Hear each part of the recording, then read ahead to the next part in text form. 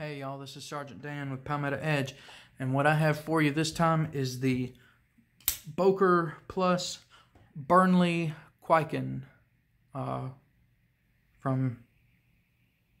it's also actually a Protec, so we'll get to that here shortly. Let me get some size comparisons out of the way here. I'll go with my typical two, paramilitary two, Benchmade bug out. And because I like to typically compare autos with autos, let me get my other two Protec knives out here. This is the Protec TR5, and where is it? The Protec Strider PT. Okay, so you know, good medium-sized knife. Okay. Now, as far as specifications, overall length on this one is I don't want those to get too far away yet. I'll bring them back here momentarily.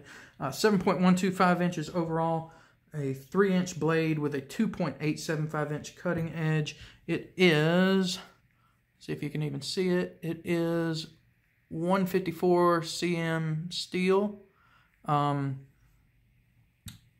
It is a automatic, so push button plunge lock. Okay. Pocket clip is one position and one position only, tip down right side. Handles are aluminum, OD green, of course. Got your copper colored blade there. This one is made in the USA. Designed by Boker Burnley, and it is kind of a collaboration sort of deal. So designed by Boker Burnley of Burnley Knives, marketed by Boker, Boker Plus, Boker USA. It says Boker USA on here. So marketed and sold as a Boker, and essentially made by Protec. All right. Let's see, what else do I want to, as far as specifications, what else do I want to get out of the way here? It is a flat grind. It's not a full flat grind, but it is a flat grind. I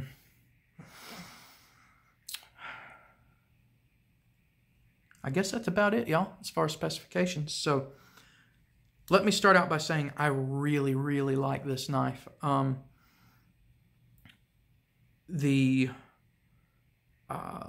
It feels nice in hand. It is slick. Let me get that out there. So do not expect this to be a tactical knife. There are no finger grooves, no jimping, nothing like that to let you. I mean, you can grab it good, of course, but man, it'll slide out of your hand one way or another. Okay, and if it slides this way, you're gonna wish it hadn't. Okay, so please don't expect this to be a tactical or hard, heavy use knife. Okay, it's just not. Okay, just simply by design, it is not. But it does make a good light use EDC knife. Okay, it's got an awesome point on it. Okay, it is sharp as a razor out of the box. Like I said, feels good in hand. It's ergonomically, you know, even though it's square and stuff, it still feels great. Pocket clip is minimal, okay, so it doesn't stick up and poke and create hot spots and hurt and all that kind of stuff. It is easy to deploy, okay, easy to close, and closing can be done one-handed, okay, and everything just lines up. Oh, excuse me. Everything lines up so wonderfully on this knife. When you've got it closed, that blade sticks out. I mean, just an immeasurable amount. You can kind of see it there, but man, it's just for the most part flush with the handles. Blade centering is absolutely perfect. Like I said, when I have it closed, I get no hot spots, nothing really nothing overlaps. There's no gaps. There's no sharp edges except for one, which I will get to momentarily, which is really my only complaint about this knife, is that that one sharp edge that I'm going to get to. Has a lanyard hole here. Man, the action is just, if you've ever had a ProTech, it's got that ProTech action. And there's just something so that feels so different about ProTechs as opposed to your Kershaws, certainly your lower end Bokers, your Kalashnikovs, and even your push button Microtechs. Okay, it feels different and it feels good. Okay, if you're familiar with ProTech, you know that they make absolutely awesome automatic knives. There's just something about the feel of a ProTech that to be quite honest with you, I believe that anyone that likes automatic knives, that has multiples, if I close my eyes and you handed me a ProTech without telling me what it is and I open it, I feel like I could go, yep, that's a ProTech. Okay, I mean, it's just that different, that distinguishable. I don't know exactly how else to put it, but you can feel just from the action that it's a ProTech. Lockup, I do have a little bitty bit of side-to-side blade play, which is really, really common with automatic knives, okay? But no up and down, little bit of side-to-side, no up and down. Again, this thing came absolutely perfect out of the box. Haven't had to touch the pivot. It looks cool, okay? Let's be honest, that's a cool looking design. And this one actually comes in multiple colors. This is the Blade HQ exclusive Desert Warrior. And I promise you it looks better in person than the camera shows. That was actually mentioned in my unboxing of this one by one of my commenters, that it looks a little off. And for some reason on camera it is. It looks a lot better in person. The green's a little more vibrant. This is definitely a little more vibrant, a little more coppery looking than the camera picks up for some reason, okay? So, yeah. Now, let me get to the one thing that I don't like about this knife, that isn't enough to keep me from saying don't get one, isn't enough to keep me from not liking it, okay? I really love this knife, but it's something to be aware of, and that is this right back here.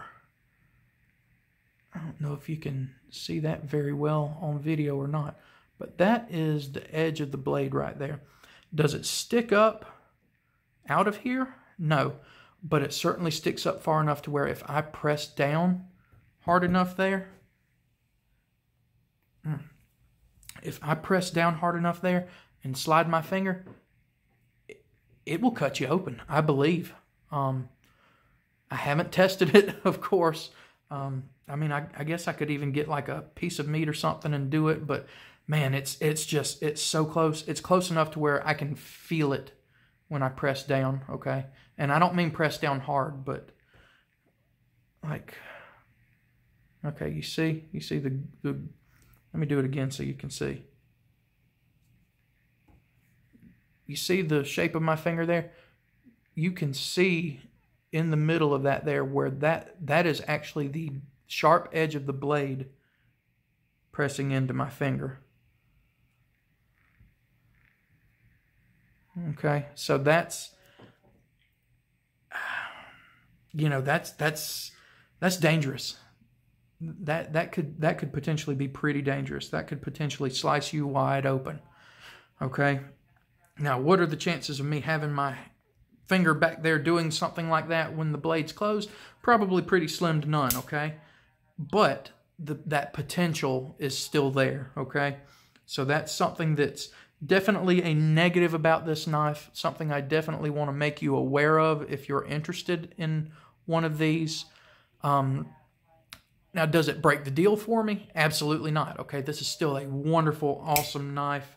awesome for everyday carry use, you know, stuff like that. Maybe even, maybe not so much this one just because of the colors, but some of their other ones, like I think they got like a carbon fiber one, more reserved colors, okay, as far as this goes. It could definitely easily be, you know, potentially a gentleman's carry, okay?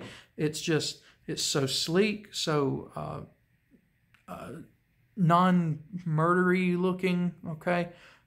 Although it's kind of weird. It's kind of sleek and elegant and non-murdery looking, but then on the other hand, it's kind of tactical looking. Like I said before, definitely not a tactical knife by any means, but has that kind of look about it, tactical combat, whatever. Okay, so yeah. Now let me talk about price on this one. This one here in particular is on Blade HQ anyway, which is the only place you can get this particular one, okay, in this color scheme, is $180. I think that's fair. I think that's very fair, considering that it's marketed as a Boker, but technically, in all reality, it's a ProTech. Okay, I think that's a very fair price for it when you start comparing it to other ProTechs. See, like, well, see, like this one's another one that's, you know, one of those collaboration ones. You know, you look at it on the show side, it's a Strider, right? But then you flip it over, ProTech, okay? So the only fully ProTech knife that I have is the TR5 here. But, you know, this one is still the same quality, same feel as the ProTech TR5, the Strider ProTech PT, okay? It falls in line with other ProTechs, okay? And like I said, even though it's marketed as a Boker, in all reality, it's a ProTech, okay? They're the ones that made the action. They're the ones that made this knife what it is, okay? Other than Lucas Burnley? I think it's Lucas Burnley. Anyway, the guy that designed it, okay? So $180 for this particular one. They come in lower prices than that, $165, $170, okay, depending on what color scheme you get. So, but yeah, I think that's a more, well, maybe not more than fair, but certainly a fair price for what you're getting here. As far as, you know, generally, yeah, material, 154 cm blade steel. I'm totally fine with that steel. I like 154 cm. You got two huge slabs of very finely cut and made aluminum. Like I said, you got the ProTech action. So $180, very fair price, very fair. So yeah, if something were to happen to this one where I don't know whose warranty it's covered under, to be honest with you, if it's Boker or ProTech's. Well, either one. If something were to happen to it where one of the two companies' warranty wouldn't take care of it, would I replace it? Probably so. I do really, really like this one. I love having it, not only having it in the collection, but it's a really cool knife. I carry this one a lot when I'm at home now, and sometimes even when I go out. This is one that I tend to go to, okay? Despite the flaw that I have discovered on the back here. Despite that, this is still one that I really like, I really tend to go to, and it would be missed if it were to be gone. So yeah, I can tell you definitely it's worth the money. So if you're looking for something like this, certainly give one of these a shot. Pick it up, see what you think. It's a good knife, guys. Thank y'all for watching.